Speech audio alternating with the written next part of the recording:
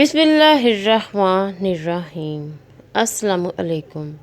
اللہ تعالیٰ کے دین میں شادی کے لیے صرف نکاح اور ولیمہ ہے۔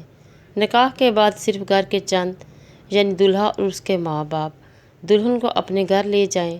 بارات کا اسلام سے کوئی تعلق نہیں۔ بیٹی والوں پر ظلم مت کریں کیونکہ ظلم قیامت کے دن اندھیروں کا باعث ہوگا۔ جس نے تمہاری ایک بات بھی سنے بغیر تمہیں غلط مان لیا، وہ تمہارے لاکھ دلائل پر بھی تمہیں صحیح نہیں مانے گا۔ لوگوں کو خوش کرنا ناممکن ہے۔ کیا یہ سچ ہے کہ انسان کی خاموشی اکثر اس کے لفظوں سے زیادہ خطرناک ہوتی ہے؟ انسان بھی باکمال ہے۔ ڈراموں میں اداکاروں کے دکھ درد دیکھ کر رو پڑتا ہے اور اصل میں لوگوں کے دکھ درد کو ڈرامہ سمجھتا ہے۔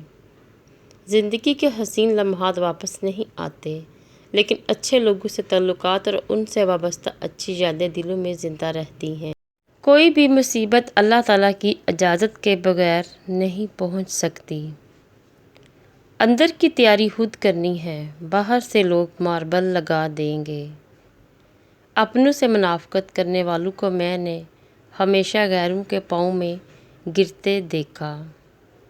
کاش انسان بھی نوٹ کی طرح ہوتے کہ بندہ روشنی میں کر کے دیکھ لیتا کہ اندر سے کیسا ہے۔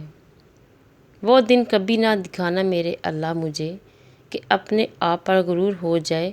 مجھے رکھنا اسی طرح سب کے دلوں میں کہ ہر کوئی دعا دینے پر مجبور ہو جائے۔